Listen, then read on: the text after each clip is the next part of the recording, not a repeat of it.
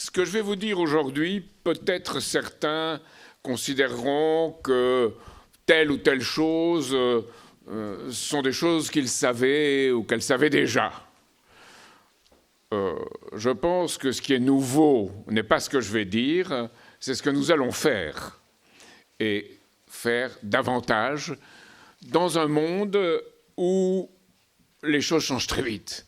Nous sommes dans un monde qui se transforme, qui est en transformation permanente, parce que ce n'est pas seulement l'univers qui est en expansion, tel que Georges Lemaître l'avait démontré, ce sont les éléments même de notre vie qui changent. C'est un ordre de choses, un système qui ne peut plus se reproduire parce qu'il est soumis à une dictature financière et porte en lui une menace de guerre. Il doit changer dans ce qu'il définit, c'est ce qu'on appelle un changement de paradigme. Ça peut être par le bas, il faut bien le voir, en évoluant vers des formes bien pires de destruction que l'actuelle.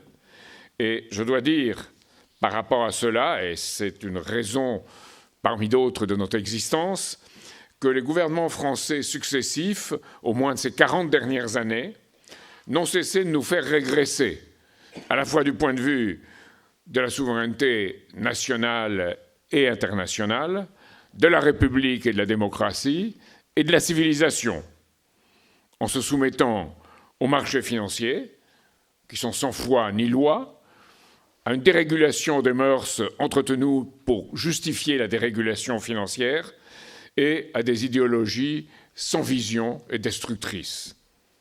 Alors, ça, c'est le changement de paradigme par le bas qui nous menace. Il faut bien prendre en question cette menace. Sans ça, on ne voit pas le monde dans lequel on se trouve. Et ensuite, c'est le changement par le haut, en créant les conditions d'un monde meilleur, plus juste, qui accroît sa capacité d'accueil.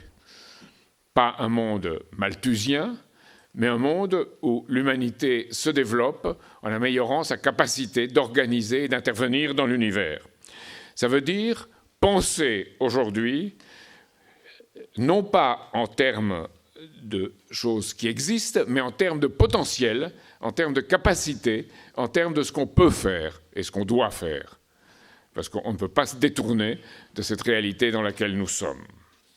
Alors, cette réalité, je vais en parler pas pour le plaisir d'une analyse, mais pour bien mesurer ce à quoi nous avons à faire face. D'abord, une dette mondiale de 250 000 milliards. Ça veut dire que c'est 3 fois le produit intérieur brut du monde, et encore un produit intérieur brut faussé puisqu'on inclut le financier et le commercial, pas la production physique. 250 000 milliards, et en croissance continue, et dans un monde où on émet de la fausse monnaie pour entretenir ce système, et pour 3 fois et demi à 4 fois et demi de dette, on n'obtient que 1 de croissance réelle.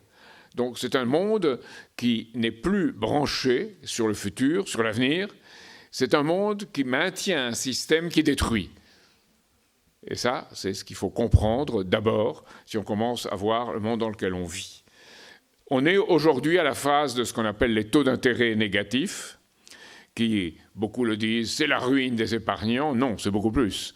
C'est la ruine du monde, parce que même les banques ne peuvent plus gagner de l'argent en prêtant à long terme et en empruntant à court terme et en gagnant sur la différence des taux d'intérêt.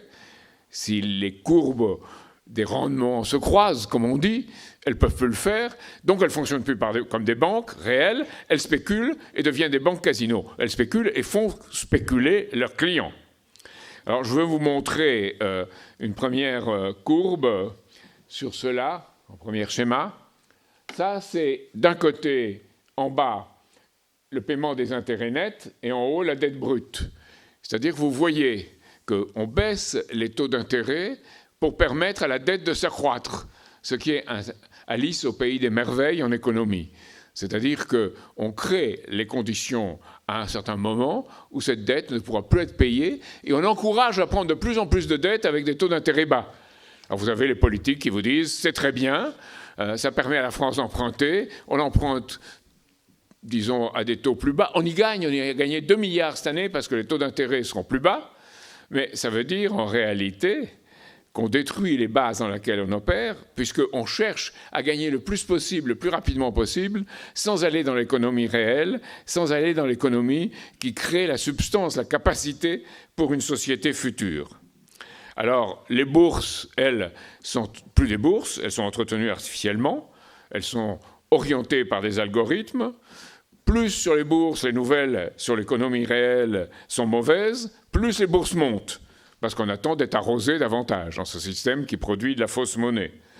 Elles montent avec de moins en moins de gens qui y investissent. Donc c'est encore une fois le paradoxe. Il y a de moins en moins de volume, de plus en plus de hausse. Pourquoi ? Parce que c'est entièrement dominé par des algorithmes et par des banques centrales qui poussent à cette hausse entièrement artificielle. Et on prête aux banques, la Banque centrale européenne, la Réserve fédérale américaine, la Banque d'Angleterre, les banques prêtent aux entreprises, les entreprises rachètent leurs propres titres et ça fait augmenter les bourses. Donc on est dans un système qui est vraiment, au point de vue économique, une nef des fous financière. C'est un système qu'on se trouve aujourd'hui.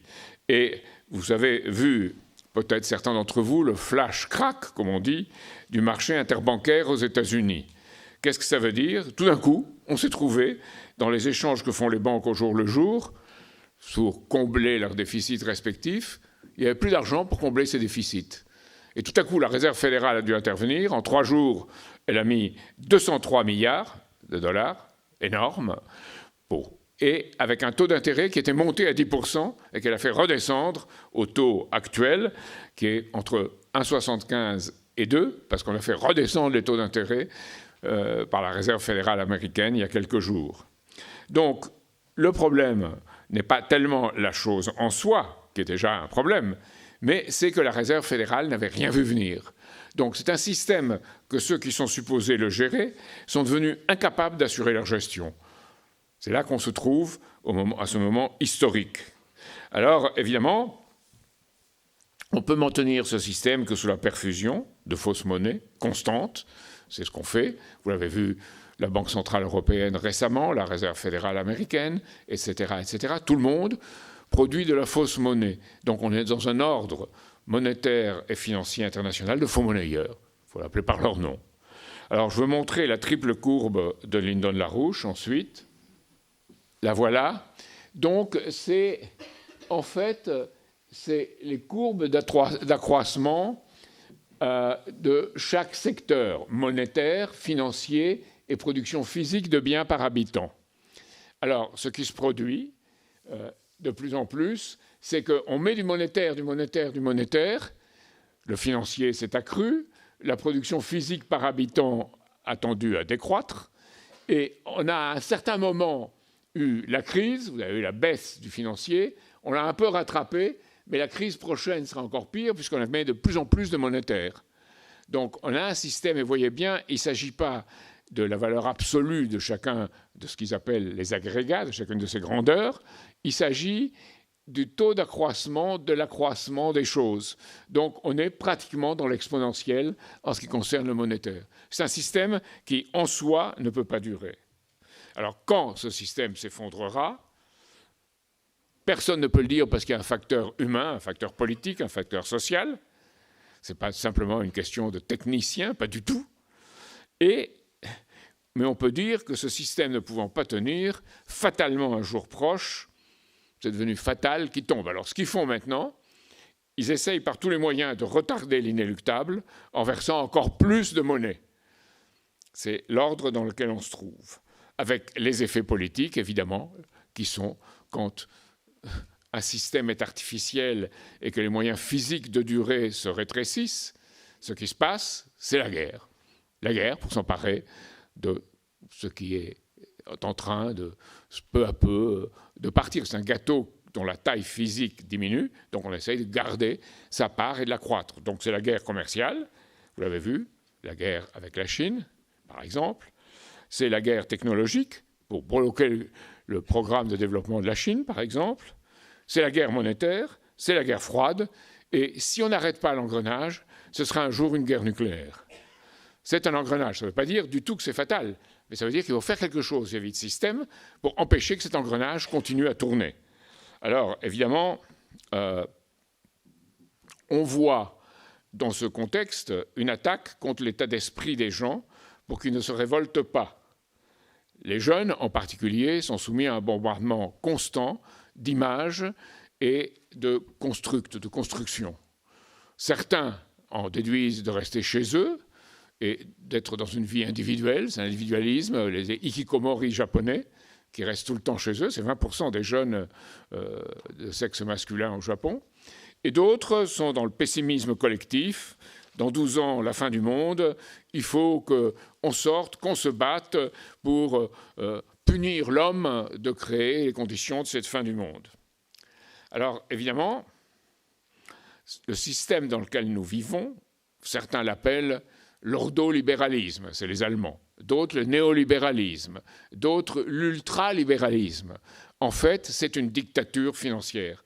Et nous sommes sous cette dictature financière, évidemment qui se redouble d'une dictature sociale, j'appelle ça pour l'instant une dictamole, avec les médias, et pas les journalistes, les éditorialistes, qui sont une quinzaine à dire ce qu'il faut penser. Les experts, qui sont de faux experts, et qui, avec de fausses statistiques, viennent présenter la justification du monde dans lequel on est, ou le critiquer du point de vue non constructif, et les politiques qui prennent le relais de tout cela. Donc on est dans un monde où il y a des enfumeurs, des monumenteurs, des escamoteurs qui détournent l'attention de quelque chose d'essentiel en l'attirant vers autre chose. C'est un véritable tour. Je veux montrer, c'est à Saint-Germain, au musée de Saint-Germain, on dit que c'est Jérôme Bosch, c'est l'escamoteur. Vous voyez, ça c'est nous, là, le public, généralement, et ça c'est celui qui fait son tour avec la chose très amusante, la chouette qui est dans son panier. Donc, c'est un portrait de ce qui se passe. Vous voyez, un jour, c'est Yann Moix. Le lendemain, c'est MeToo, c'est Epstein. Puis, c'est la PMA. Puis, c'est le scandale Ferrand. Puis, c'est les espions chinois.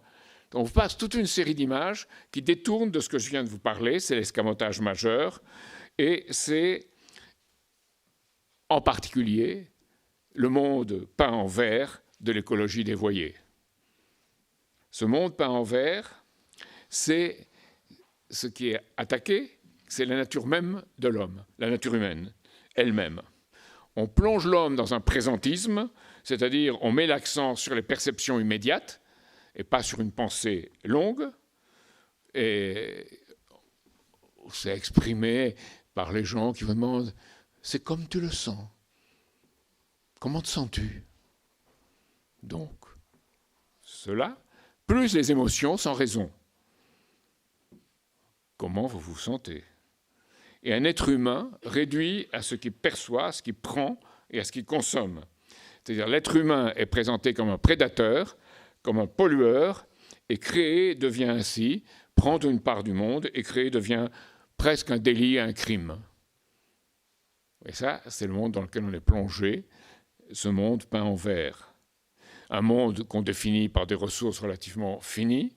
Ce que vous entendez partout, c'est comment peut-on avoir la croissance alors que les ressources dans le monde sont relativement limitées. Si on avait posé cette question, il n'y aurait jamais eu de révolution du néolithique, il n'y aurait jamais eu de révolution industrielle. Donc, on ne serait pas là.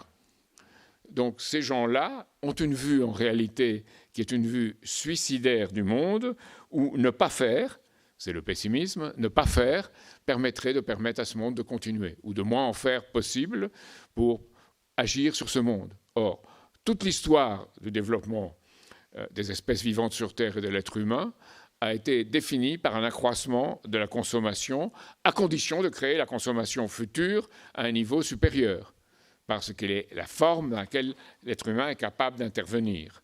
Alors, dans cet écologisme dévoyé, l'idée même qu'on fait le bien au nom de la science est renversée.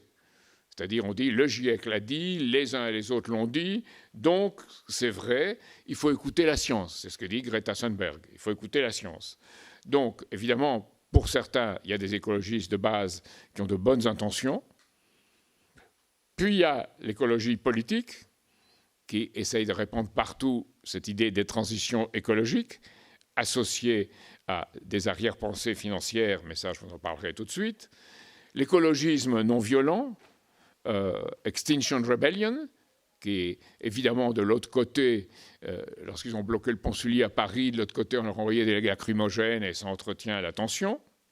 Et l'écologisme ultra-violent, c'est Green Deep Resistance, c'est les ultra-violents qui sont tout à fait dans l'idée de détruire les infrastructures, détruire ce que l'être humain a construit, j'ai leur texte, et cette destruction nous permettra de revenir créateurs dans un milieu où il y aura beaucoup moins d'hommes sur Terre pour moins la polluer et moins y consommer. C'est ça la ligne qui est propagée. Alors dans tous les cas, le dénominateur commun, c'est que l'homme est quelqu'un qui consomme et consume. Ce n'est pas quelqu'un qui peut créer les conditions où on peut en faire davantage dans le futur. Alors, évidemment, tout le business vert se met en place depuis 3, 4, 5 ans. C'est le Network for Greening the Financial System, le réseau pour faire verdir le système financier, avec quelqu'un, Mark Carney, qui est le gouverneur de la Banque d'Angleterre, qui a auparavant été à Goldman Sachs, qui veut profiter de ce nouveau secteur financier qui s'ouvre, où on peut gagner beaucoup d'argent. Il y a le High Level Expert Group on Sustainable Finance, le groupe de haut niveau pour la finance durable, soutenable, et l'Institut de la finance, le Green Fund Vert, l'Institut de la finance verte, avec, dans tous les cas, associés les plus grandes sociétés d'investissement, la Cité de Londres, Wall Street, qui jouent cette carte-là au moment du système où il se trouve dans sa phase finale. Et on essaye de créer encore un réseau ou un domaine, un environnement dans lequel on pourra gagner beaucoup. Alors, évidemment, ceux qui vont plus loin pensent que cet environnement n'est pas tenable, et il ne l'est pas, et passent à un ordre qui sera un ordre autoritaire dont on crée tous les conditions, c'est Dim Grip Resistance, toutes les conditions en disant qu'on créera un ordre qui doit être contrôlé pour éviter le pire par un système, disons, en place, dur. Alors, arrivé à tout ce que je vous ai dit, beaucoup penseront, c'est terrible, et on peut pas. Qu'est-ce qu'on peut faire devant si grande puissance? Elles ne sont pas grandes. Elles reposent sur du sable, en réalité, du sable mouvant, par rapport à la réalité du monde. Beaucoup disent « je peux être heureux, je vais me réfugier dans mon jardin ». C'est le mouvement survivaliste. Si on apprend Candide à l'école, le bonheur c'est cultiver son jardin, c'est pas étonnant que de peu en peu, on en vienne à avoir cette attitude-là, ou qu'on s'abstienne politiquement, en disant « de toute façon, il n'y a pas grand-chose à faire, je m'abstiens, et au moins je ne ferai pas le mal ». Donc on voit tout ce monde-là, et beaucoup de gens, par rapport à ça, ne font pas ce qu'ils devraient faire. Je suis sûr, un grand nombre d'entre vous ne font pas ce qu'ils devraient faire. Et aujourd'hui, si je parle, c'est pour vous dire qu'il faut faire, qu'il faut intervenir dans ce monde-là. Et que par rapport à ce que je vous ai décrit, le monde du futur, dont il est porteur, le potentiel de la capacité, c'est tout le contraire de ce que je viens de dire. Parce que nous avons un potentiel pour l'humanité qu'on n'en a pratiquement jamais eu. Pour la France dans l'humanité et pour chacun d'entre nous en France. Nous avons toutes les raisons d'espérer pour enfin pouvoir devenir nos propres maîtres et pas être trompés et pas être dépossédés. Alors c'est cela pourquoi on manifestait les Gilets jaunes, sans être conscients de la façon d'y parvenir, mais c'est ce qu'ils exprimaient de manière, je dirais, un peu crue. C'est cela que nous devons porter, sans illusion d'un retour en arrière. Il n'y a pas d'illusion qui ramène au passé, il n'y a pas d'issue qui ramène au passé, et en même temps, sans rejet de l'autre, car l'autre est une part de nous. Et partir de là, avec un projet, car s'il n'y avait pas de projet, et si on pense de sortir de cet ordre sans un projet, on est dans l'aventurisme et dans, disons, encore une fois, le manque de raison. On n'a pas la raison si on ne bâtit pas quelque chose par rapport à ce qu'on rejette. Donc, c'est en allant droit aux causes et de pouvoir accorder des gens qui normalement ne seraient pas, ont des opinions qui ne sont pas toujours les mêmes et qui sont même parfois en désaccord. C'est ce que Jean Bodin appelait un des fondateurs de l'idée de la République, dans ses livres de la République, l'accord de discord. C'est comme dans une œuvre musicale, on rassemble par le haut, dans une harmonie, des choses qui, prises individuellement, les voix, les instruments, chacune d'entre elles est d'une valeur moindre que l'ensemble qu'on a réussi à constituer. C'est ce qu'on appelle le développement mutuel. Alors, nous sommes dans ce monde avec des possibilités immenses. Et je voulais parler aujourd'hui du point de vue de ces possibilités et ce qu'il faut faire pour qu'elles soient développées. C'est ça qui est l'essentiel. On a des possibilités de créer une densité de flux d'énergie et de technologie sans précédent. Plus par être humain, plus par unité de surface, plus par unité de matière apportée. Ça veut dire la fusion thermonucléaire contrôlée, avec un programme auquel travaillent actuellement les Européens, les Russes, les Chinois ensemble, des gens aussi aux États-Unis. On s'entend beaucoup mieux entre gens qui travaillent à l'avenir que ne s'entendent les hommes politiques à l'étage au-dessus, qui sont dans un monde dans lequel ils ont été plongés, dans le diviser pour régner. Là, on collabore pour créer. C'est très différent. L'intelligence artificielle, alors à condition qu'elle soit branchée sur l'ordre de développement, à condition qu'elle soit branchée sur un développement physique du monde. On a besoin pour un rover sur Mars d'intelligence artificielle. Sans ça, il n'est pas capable de se débrouiller. Donc ça sera essentiel pour tous les secteurs de pointe. Le numérique, qui doit être associé à cela, la précision des lasers, pour tout ce qui est de découper, forer, alaiser, et sans doute même pour la fusion thermonucléaire, où c'est plus prometteur, à mon avis, que le confinement magnétique.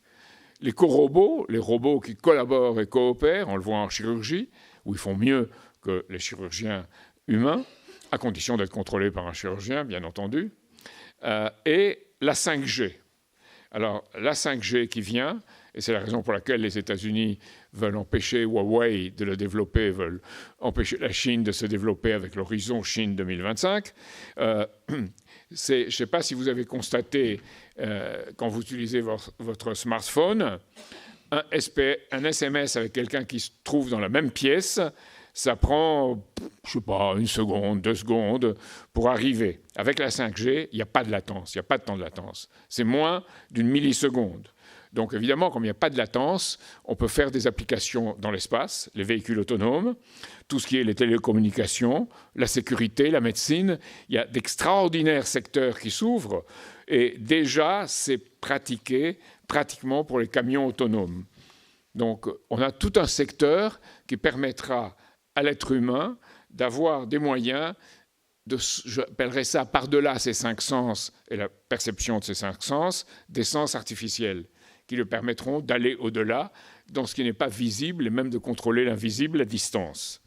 C'est l'espace, bien sûr, tout ce qui concerne l'espace, les rovers, je l'ai dit, sur Mars ou ailleurs, ou sur la Lune, les abîmes marins, au fond des mers, on a découvert des conditions de vie qu'on ne pensait pas y découvrir, l'extrêmement petit, l'infiniment petit, où on explore les domaines des relations matière-antimatière, qui est probablement ce qui viendra après la fusion, comme domaine où la science maîtrisera quelque chose d'essentiel qui se passe dans l'univers. Alors ça suppose, évidemment, pour l'être humain, un développement de ses facultés créatrices, en se mettant dans le pas des créateurs du passé, en devenant soi-même pas un épigone, pas quelqu'un qui copie, pas quelqu'un qui suit un code, mais créateur à l'image de ceux qui ont créé auparavant. C'est l'impulsion de la création de ce qu'ils ont créé et pas le résultat de ce qu'ils ont créé. Nous, on a fait un exemple en faisant travailler tous nos jeunes dans différents pays du monde sur Kepler et sur l'harmonie du monde de Kepler, sur les 3 livres de Kepler en réalité. Et en leur faisant mettre dans les pas de Kepler, Kepler est très intéressant parce que lui, qui a découvert la gravité universelle, Kepler montre ses erreurs, montre comment il a procédé, et on voit le pas d'un chercheur, et il faut mettre pour les élèves dans toutes les classes où on fait cette orientation vers la recherche, cette disposition à la recherche, et la leur donner, pas leur asséner des formules toutes faites, comme on fait trop souvent dans l'enseignement français, et qui aboutit à un résultat, soit vous avez des têtes bien pleines mais pas bien faites, soit vous avez des gens qui décrochent.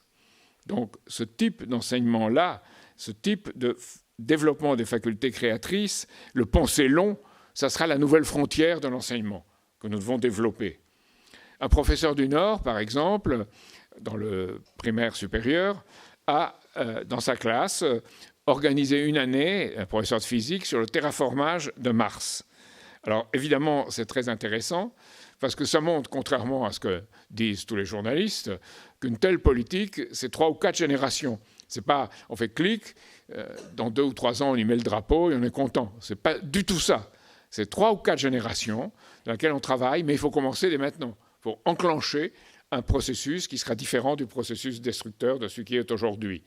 Et l'enclencher, ça veut dire le lien entre la formation d'êtres humains et ce que ces êtres humains font pour découvrir des domaines nouveaux, dans tout ce que je vous ai dit auparavant.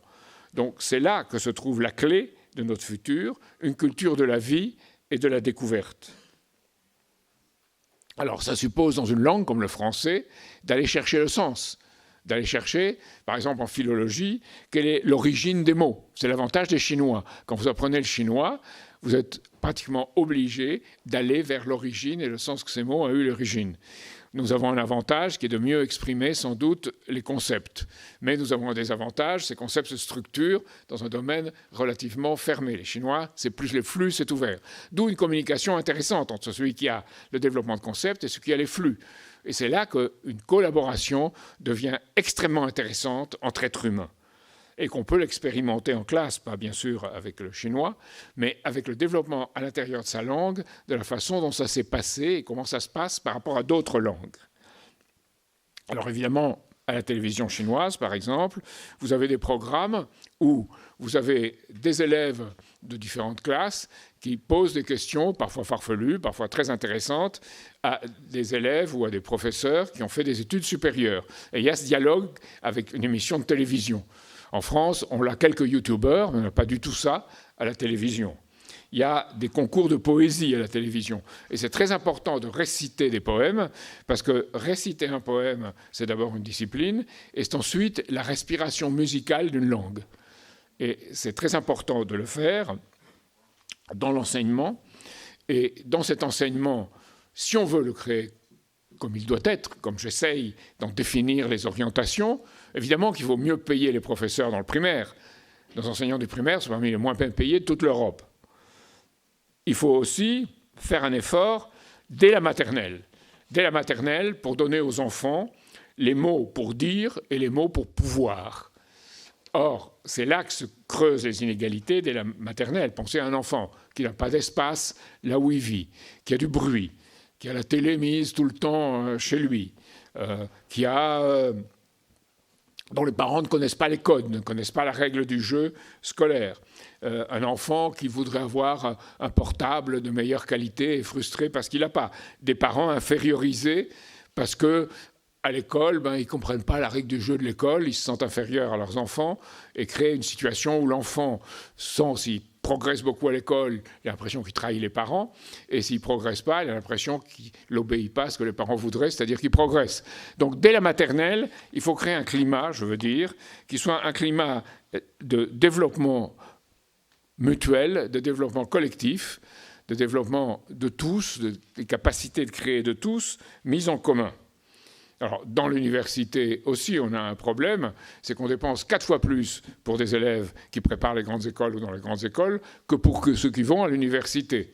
Donc là aussi, il y a un problème de créer du collectif commun. On parle beaucoup des biens communs, mais on en parle en l'air, on n'en parle pas de façon précise. Et c'est ce que je vous demande, c'est de vous battre de façon précise pour cela. Un enseignement technique et professionnel qui devrait être digne de ce nom et branché sur les autres enseignements. Et arrêter la séparation entre littéraire et scientifique, qui est absolument absurde et qui a marqué tout l'enseignement français. Donc, développer les facultés créatrices des gens pour être capable d'aller dans cette société du futur. Et développer ces facultés créatrices, ça veut dire pour tous, et ça veut dire à la fois non seulement une vraie égalité, une vraie liberté, mais ça veut surtout dire la fraternité. on est fraternel parce que chacun coopère à un projet dans lequel on essaye de rendre le monde meilleur pour tous. Et ça, c'est ce qui manque. Je vois dans la politique française l'aigreur, le ressentiment, la petitesse, les coups bas constants, et pas ce mouvement vers un futur qu'on sait qu'ensemble, on doit rendre meilleur. Ça veut dire aussi dans la santé. Il faut arrêter la privatisation de la santé. La santé est un bien commun, un bien public. Il faut traiter le malade et pas la maladie. À l'hôpital français, d'ailleurs, il y a des efforts dans ce sens, bien qu'il y ait la T2A, où on traite la maladie, on met un coup à chaque maladie, mais il faut considérer chaque malade individuellement. L'hôpital français le fait encore, d'où le travail énorme des médecins, des infirmiers, des infirmières, de tout le monde. Et en réalité, l'hôpital français n'est pas trop cher. C'est 3,6% du produit intérieur brut, alors que la moyenne en Europe, c'est 4,1%. Donc, on est un hôpital pas cher. On voit au livre toute idéologie que c'est trop cher, qu'il faut faire des contraintes budgétaires et tout le reste. Refusez cela. C'est faux. C'est faux par rapport à ce qu'on assure dans la santé publique vis-à-vis d'un avenir de toute une société. Il n'y a pas de cohérence en France entre les urgences, l'hôpital et la médecine de ville. On n'a pas défini le rôle de l'hôpital. Est-ce un lieu d'accueil où on traite les patients, on leur parle et on est avec eux, ou est-ce un lieu où on opère et puis on passe à autre chose? Là aussi, il y a tout un débat à avoir qu'on n'a pas. Les urgences, on ne crée pas des structures d'accueil qui permettraient de soulager les urgences. Donc il y a tout un débat à voir. Les maisons de santé pluriprofessionnelles, la télémédecine, la robotique, tout un domaine du futur qui doit s'intégrer pour rendre plus humain le présent. Et je pense que c'est ça l'idée à avoir. On ne peut pas couper l'idée du présent plus humain de l'idée d'un futur meilleur. Les deux sont consubstantiels, je dirais, si je veux utiliser un terme qu'on entend peu en politique. Ensuite, il y a le droit au travail et à la protection sociale. En France, les travailleurs ne sont pas représentés dans les conseils d'administration. En Allemagne, c'est 50%, même l'Allemagne de l'ortholibéralisme. Donc, il faut une représentation, il faut un compte personnel d'activité, ce que j'avais proposé dans ma campagne présidentielle, qui est porteur de progrès social, avec un portail informatique unique. Tout cela forme une cohérence, et une cohérence qui est l'attention à l'humain, et l'attention pour l'humain de son accès au bien commun. Alors, dans les services, évidemment, moi j'avais proposé une maison du citoyen. Maintenant, on fait des maisons France Service. Il y en a 1300, je crois, aujourd'hui. Le gouvernement Macron veut en faire 2000. Mais il ne donne que 30 000 € au canton où seront ces maisons de service. C'est-à-dire qu'il n'y a pas l'argent, il y a des mots, et c'est classique de la politique française. Les mots sans les moyens. Et il n'y a pas de vision. Il n'y a pas, surtout, ce que j'avais prévu moi pour les maisons des citoyens, il n'y a pas de participation citoyenne dans la gestion. Donc cette idée de participation que je retrouve ici devrait être une idée absolument fondamentale, et on en reparlera sur les sociétés d'amis dont je vais parler. Cette idée de participation doit être quelque chose d'absolument fondamental lié au nouveau paradigme. Je sais que De Gaulle en avait parlé au moment de son dernier référendum. Il n'avait pas posé le problème comme il l'aurait dû sous la pression des gens. Il avait posé la question sur la nature du Sénat, qui est un problème relativement secondaire, mais pas la participation dans toute son ampleur comme il l'aurait voulu. Et cette idée de participation, on découvre peu à peu qu'elle est essentielle et que dans les conditions d'un monde qui se développe, cette participation suppose justement cet enseignement et ce développement des facultés créatrices de chacun. Et que c'est le droit de chacun que sa part humaine soit développée. Et en France, c'est précisément ce qui n'a pas été respecté depuis, disons, plusieurs années. Et c'est le domaine, je dirais, de la grande trahison des pseudo-socialistes. Alors, il y a la justice. La justice, il faut que ce soit un pouvoir. Je suis partisan, nous sommes partisans, si vous nous suivez, de l'indépendance du parquet. C'est-à-dire qu'il y a un procureur de la République indépendant avec des procureurs qui lui soient associés et qui soient nommés, par exemple, par le Conseil supérieur de la magistrature renouvelé. Il faut une aide juridictionnelle doublée ou quadruplée pour que les gens puissent accéder à la justice. Aujourd'hui, les gens ne peuvent pas accéder à la justice, ils n'ont pas le moyen de pouvoir y accéder. Il faut les leur donner. Alors, vous me direz, voilà des choses intéressantes. Pourquoi c'est pas fait? Pourquoi ça reste le plus souvent du blablabla? Ben justement, c'est là qu'il faut revenir à pourquoi nous nous battons. C'est parce que si on ne combat pas la dictature financière et la contrainte comptable, on n'a nulle part. On ne fera rien de tout cela. Ou certains domaines, en favorisant certaines classes ou certains milieux, mais on ne fera pas un développement mutuel. Et on restera à une vision à court terme, hein, dans un système social élitiste pyramidal. Vous savez, moi j'ai trouvé vraiment extraordinaire cette vision de Macron des premiers de cordée. C'est la vision de gens qui grimpent à la pyramide ou à la montagne, où les premiers sont les chefs, puis derrière, c'est les derniers de corvée. Donc c'est une vision qui exprime très haut ce que je vous ai dit sur les gouvernements français successifs depuis 40 ans. Hein. C'est cela. Et plus grave, c'est le renoncement à l'exemplarité. Alors, il y a une chose assez drôle, mentionnée par Jean-François Kahn, qui est assez drôle, je trouve, et qui montre bien les choses. Je mentionnerai que cet exemple-là. Il dit que le président de l'Assemblée nationale, Richard Ferrand, lorsque le candidat de droite, Fillon, se présentait à la présidentielle, a dit quand Fillon était mis en examen, il a perdu toute autorité morale. Maintenant, lui est mis en examen et il reste. Donc, on pourrait mentionner des tas d'exemples sur ça. Les insoumis qui sont très intransigeants et qui sont très... pas question d'alliance avec des sociodémocrates, ils invitent un monarchiste et leur font triomphe à leur réunion. Donc bon, hardisson. Bon, voilà, on est dans le fake. Et ceux qui dénoncent le fake sont eux-mêmes encore plus dans le fake, dans le faux débat, dans les fausses identités. Et disons, je vous dire une chose qui est très importante à comprendre, parce qu'elle est, pour moi, essentielle, c'est nos responsabilités.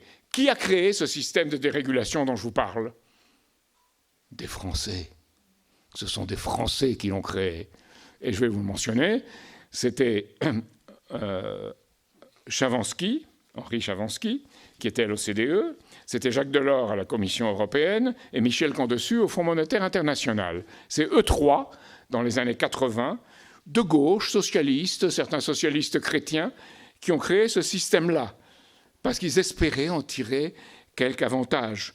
Pour Chavansky, c'était doper l'économie réelle. Il croyait que l'argent financier allait automatiquement dans l'économie réelle. Delors, la monnaie unique, la circulation des personnes et des marchandises, complétée par la libéralisation du secteur de la finance, Jacques Delors, et Camdessus, aider les pays à s'adapter à un monde nouveau. Donc tous ces gens-là se sont adaptés à partir d'un pays comme la France, qui est le pays qui avait le plus multiplié les obstacles à toute modification des textes en faveur de la mobilité des capitaux. C'est-à-dire qu'ils sont allés tout à fait contre tout ce qu'avait porté la France depuis les jours heureux de la libération. Ces trois-là. Ce n'est pas un hasard aujourd'hui si le cercle Jaurès, très socialiste, est l'institution qui nous attaque le plus. Les traîtres sont toujours pires encore que ceux qui les alimentent. Alors, évidemment, citation d'un Américain, Jeffrey Schaffer, qui disait cyniquement « J'ai souvent conseillé au Trésor américain de ne pas faire pression, de ne pas trop s'exprimer là-dessus lors des débats à l'OCDE ou ailleurs. Il suffisait de se taire et de laisser l'initiative venir du secrétariat des Européens et des Français. » Donc, j'appellerais ça comme la Boétie, la soumission volontaire. Alors, l'idée, c'était on ne peut pas lutter contre la dérégulation financière et la mondialisation de la finance, donc on s'organise comme on peut, on s'adapte dans tout ça, et la déréglementation, c'est le moteur de l'Europe. Donc l'Europe telle qu'elle est une Europe qui a été adaptée à ce système-là. L'attaquer en tant que telle, probablement c'est un problème, hein, la Commission et tout le reste, mais voir ses liens et comment elle s'est soumise progressivement à ce contexte-là, avec l'euro qui est la courroie de transmission du système monétaire et financier international, c'est aller au fond des choses. Ce n'est pas rester à la dénonciation de ceci ou de cela à Bruxelles. C'est aller au fond des choses et voir de quoi Bruxelles est le nom. Alors, évidemment, c'est le cœur de notre combat auquel nous arrivons. Si on veut faire tout ce que j'ai mentionné de bon et de juste, il faut rendre le robinet de l'argent au peuple. Si on ne le fait pas, ce n'est pas possible. Donc il faut une vraie banque nationale. Une banque nationale où les représentants du peuple seront ceux qui la géreront.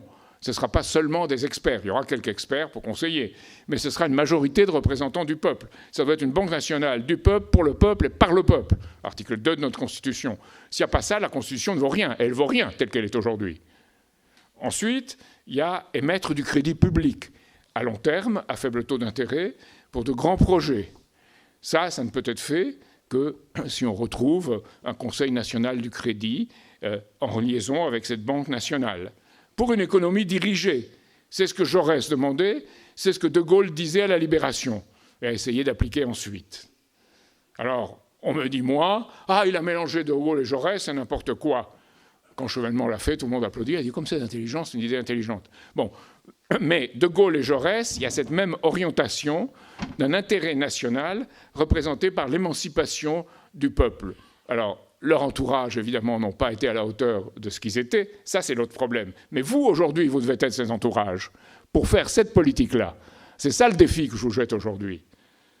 Ensuite, il y a un plan indicatif. Savoir où on va. Hein. Si on n'a pas de plan, savoir où on va, chacun tire les choses pour soi et c'est le renard qui l'emporte dans le poulailler, s'il y a la liberté. C'est la séparation bancaire. C'est pourquoi nous nous sommes battus. Et nous n'avons pas perdu. Ce dossier-là a circulé. Je vais vous dire, les Insoumis, au moment de la loi sur la moralisation de la vie politique, les Insoumis, le parti des Insoumis, a soumis, parmi ces amendements, un amendement qui reprenait notre proposition de loi.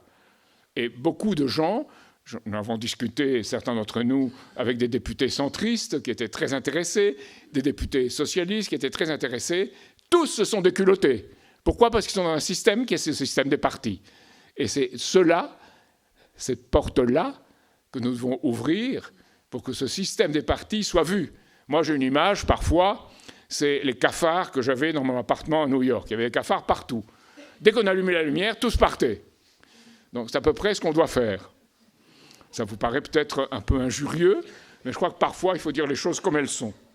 Donc, ça veut dire qu'on rétablisse pour cela, les technologies de pointe et l'énergie de pointe qui puissent faire reposer tout cet ordre-là.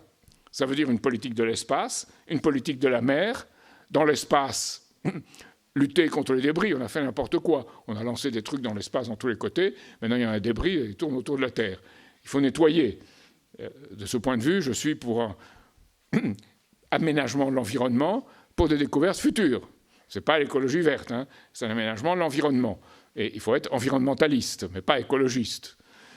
C'est les déchets dans la mer, le plastique, hein, éviter qu'on fasse toutes ces montagnes, 5, 6 ou 7, selon les évaluations, continents du plastique au milieu des mers, avec les tourbillons au centre des océans qui les amènent. Donc il faut lutter contre ça, probablement d'ailleurs avec des bactéries qui les détruiront. Une politique de développement de l'Afrique qui est essentielle, d'où la mer, l'espace, l'Afrique, objectif commun de l'humanité. Et c'est ça qu'il faut donner à penser et à rêver aux gens pour qu'ils aillent plus loin qu'eux-mêmes, pour que vous-même, vous alliez plus loin que vous-même. Alors, évidemment, on répondra toujours « Ah, monsieur Cheminade, c'est très joli ce que vous dites, mais c'est une politique tombée du ciel, elle vient comme ça, hein, vous la partez ». Non, pas du tout. C'est tout le contraire. C'est pour l'intérêt du peuple et pour que le peuple se batte pour ce qui doit permettre son avenir et pour vous emparier de cette politique. Et c'est cette politique-là qui permettra d'ouvrir la porte d'un autre paradigme que celui dans lequel on est plongé. Alors c'est ce que demandent encore une fois les Gilets jaunes et une majorité de Français sans savoir l'exprimer. Donc, comme en maternelle, je dirais, il faut l'aider à exprimer, à avoir le pouvoir des mots, le sens des mots.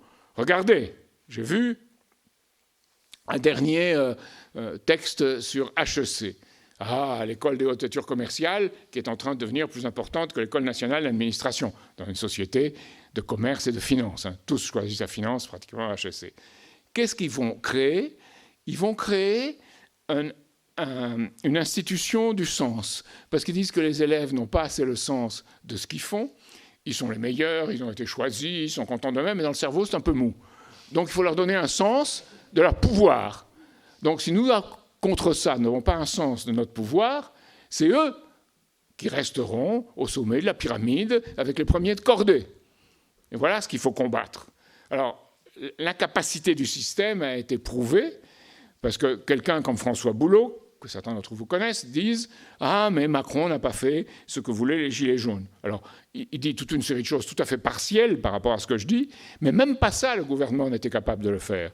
C'est rétablir l'ISF, l'impôt sur la fortune, avec une exonération en cas d'investissement dans les PME, c'est réserver le CICE aux petites entreprises et supprimer la TVA sur les produits de première nécessité.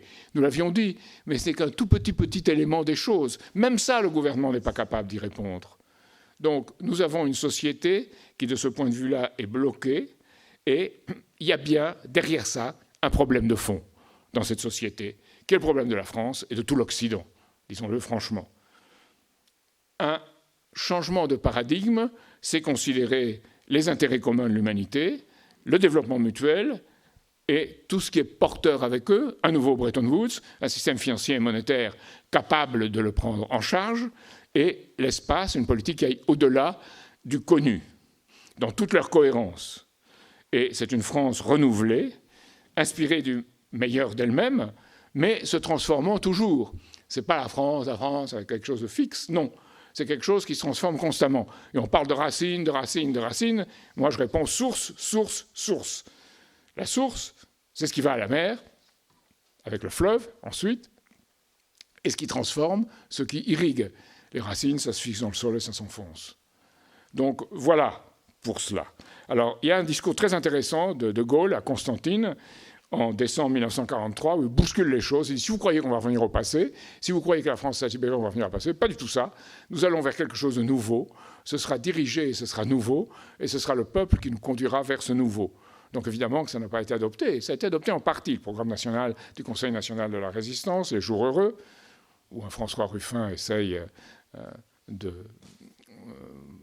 porter un regard dessus, mais sans l'imagination créatrice qui serait nécessaire. Donc vous devez avoir cette imagination créatrice, nous devons avoir cette imagination créatrice. Et c'est pour ça qu'on veut créer des sociétés d'amis.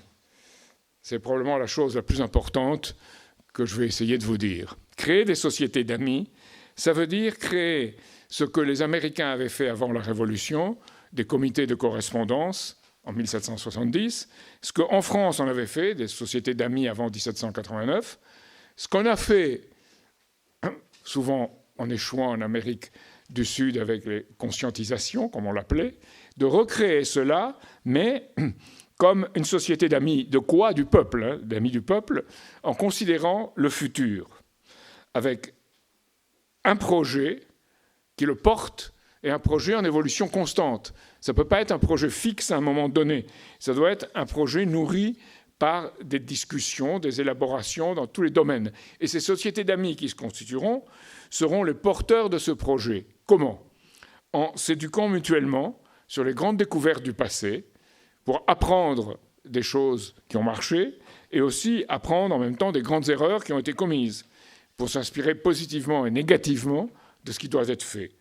Ensuite, c'est des sociétés d'amis qui ne doivent pas être des cénacles.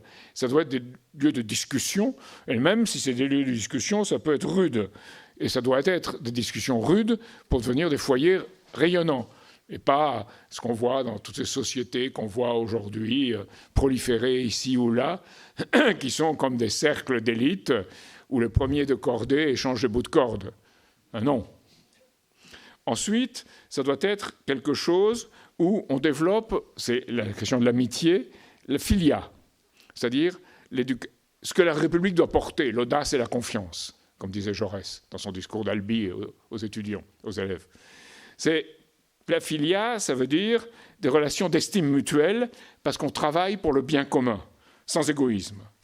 Et là, se nouent des relations de cette amitié, où on cherche des gens sur qui on peut réellement compter, c'est ce que ça veut dire. De ces relations d'amitié, on ira progressivement vers ce que les Grecs appelaient l'agapé, c'est-à-dire l'amour de l'humanité. Et cet amour de l'humanité, c'est ce dont était porteur tout le mouvement social du XIXe siècle et dont le XXe siècle a avorté. Donc il faut le faire maintenant pour l'avenir du XXIe siècle. Et ça, c'est le vrai sens du défi que je voulais vous communiquer aujourd'hui. Alors je veux finir par une chose qui va peut-être vous surprendre. C'est de dire Où est la source de ce blocage en France? Et pour ça, pour voir cette pensée, je veux revenir d'abord à Blaise Pascal. Alors, ça va de l'ordre d'habitude d'un discours politique. Pascal disait « Le silence éternel des espaces infinis m'effraie ». Et il ajoutait, c'est encore plus intéressant, « Je vois ces effroyables espaces de l'univers qui m'enferment et je me trouve attaché à un coin de cette vaste étendue sans que je sache pourquoi je suis plutôt en ce lieu qu'en un autre, ni pourquoi ce peu de temps qui m'est donné de vivre m'est assigné à ce point plutôt qu'à un autre de toute l'éternité qui m'a précédé et de toute celle qui me suit. Je ne vois que des infinités de toutes parts qui m'enferment comme un atome et comme une ombre qui ne dure qu'un instant sans retour.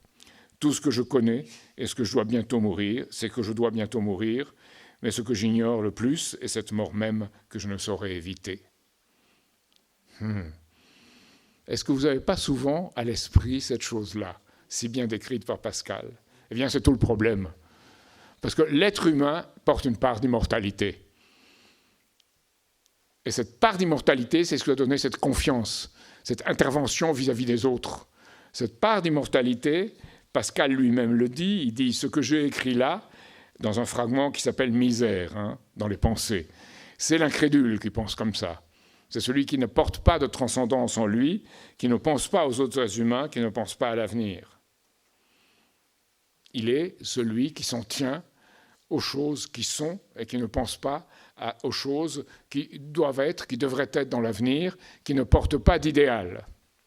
Alors, si par la pensée, je comprends cet espace universel, je comprends l'espace politique, et c'est ce que j'essaie de faire aujourd'hui, l'espace politique dans lequel je suis, lorsque mon esprit s'avère capable de comprendre ces principes, les principes de ce monde, et les appliquer pour le bien commun, si je ne les applique pas, ça devient, excusez-moi, de la masturbation intellectuelle. Si je les applique pour le bien commun, alors je trouve la sérénité, je trouve la joie, je comprends pourquoi je suis l'habitant d'un monde, et j'en prends la responsabilité. Et c'est là que je le comprends. Et c'est là que j'atteins un bonheur qui est de l'ordre de ce que, dans la Révolution américaine, on appelait la vie, la liberté et la recherche du bonheur. Ce n'est pas de s'éclater dans une boîte de nuit, ce n'est pas le bonheur, c'est de participer à une compréhension de ce monde et à le partager avec des autres pour avancer, comme l'univers avance. Et qui est capable de le déterminer? Alors avec mon ami, ça vous paraît peut-être une digression, mais ce n'est pas une. Avec mon ami Jean-Pierre Luminet, on a regardé un poème de Gérard Nerval qui s'appelle « Le Christ aux oliviers ».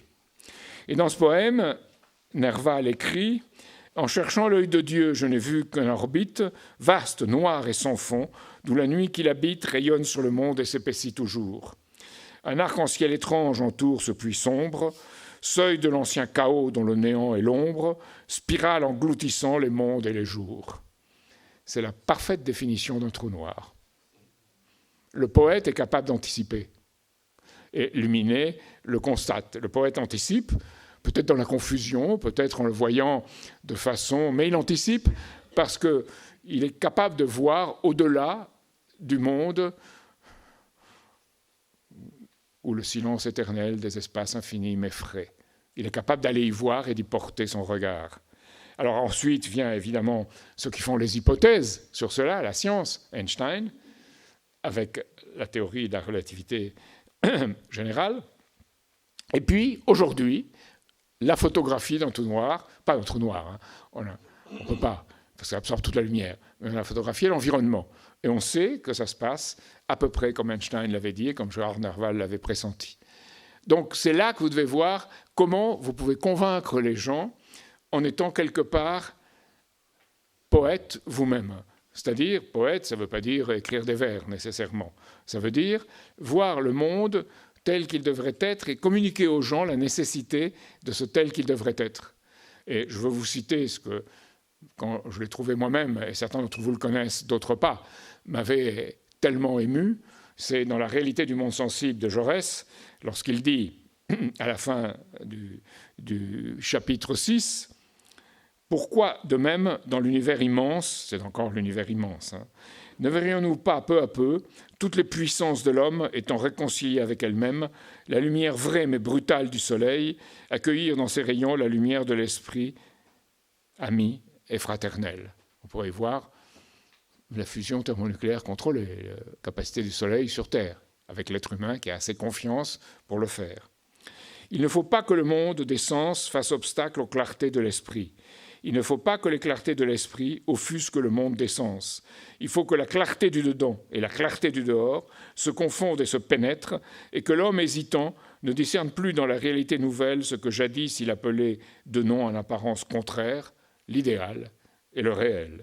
Que le monde sera beau lorsqu'en regardant à l'extrémité de la prairie le soleil mourir, l'homme sentira soudain un attendrissement étrange de son cœur et de ses yeux, qu'un reflet de la douce lampe de Jésus est mêlé à la lumière apaisée du soir. Alors, pour Jaurès, ça ne veut pas dire qu'il faut aller à l'église, hein, attention.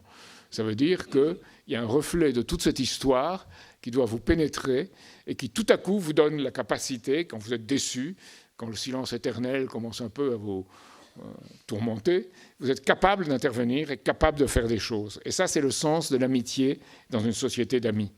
Alors, je veux finir par la personne que vous allez entendre ensuite, Helga Zepp-Larouche, qui s'est adressée aux jeunes dans un texte « La voix de la raison passe par les étoiles, appel aux jeunes du monde entier ».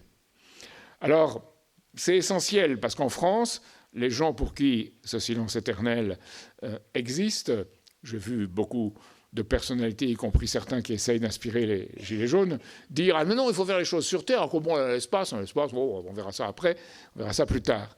C'est absolument faux, parce que c'est ce qui est inscrit dans le futur, qui est capable de nous donner confiance dans le présent et nous porte à agir. Alors ce que dit Madame Larouche, c'est que ne reste-t-il pas à découvrir dans notre univers, peuplé d'après les observations du télescope Hubble, de pas moins de 2 trillions de galaxies. Ça veut dire 2000 milliards. Hein. En fait, il y en a 2500 milliards aujourd'hui. Il y a 2500 milliards de galaxies et à peu près dans chaque galaxie, 1000 milliards d'étoiles. Alors, si vous pensez qu'ici on est peu aussi dans l'univers. Et pourtant, nous sommes déterminants. Et pourtant, nous sommes ceux qui peuvent comprendre qu'il y a toutes ces galaxies. Et ça nous donne une responsabilité immense qu'aucun autre animal n'a. Et ça nous donne cette responsabilité, y compris vis-à-vis de la nature et vis-à-vis des animaux. Hein. C'est là qu'elle est la responsabilité. Ce n'est pas dans une bondieuserie ou un gnangnan qu'on entend partout. Donc c'est là la véritable qualité d'amour. Et elle cite un Allemand, Kraft-Ericke, qui était dans la conception de la politique spatiale. L'idée de voyager vers d'autres corps célestes reflète au plus haut degré l'indépendance et l'agilité de l'esprit humain. Elle procure la forme la plus élevée de dignité aux efforts techniques et scientifiques de l'homme. Et c'est là que je veux en arriver pour finir, en vous disant ce qui vous choquera le plus de tout ce que je vous dis, en vous disant ce que dit Madame Larouche. Quel privilège extraordinaire d'être jeune aujourd'hui. Vous savez, dans le pessimisme ambiant. Quel privilège extraordinaire d'être jeune aujourd'hui, de pouvoir s'élancer vers les étoiles et de contribuer à forger une époque de l'humanité qui permettra pour la première fois dans l'histoire de libérer le potentiel illimité de notre espèce. Donc je vous demande de mouiller la chemise de votre esprit pour qu'on arrive à cela et de la mouiller dans un contenu social qu'on appelle la politique. Voilà ce que je voulais vous dire aujourd'hui.